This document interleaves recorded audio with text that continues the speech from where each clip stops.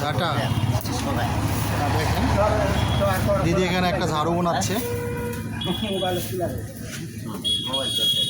এটা কি বানাচ্ছেন? এগুলো কত করে বিক্রি করেন? সর্বনিম্ন 60 টাকা বাজার।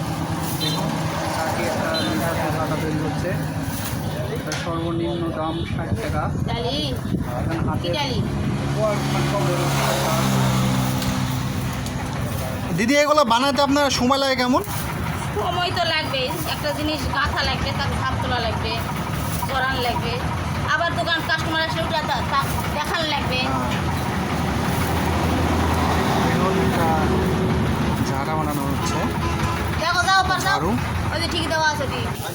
এগুলো দেখুন, এগুলো হচ্ছে উঠান ঝাড়ু দেওয়ার জন্য, উঠান কিংবা আপনার খৈলিন বলে যারা আগে।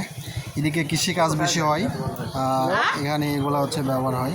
বড় বেশি আছে, ওদের ছোট আছে তো।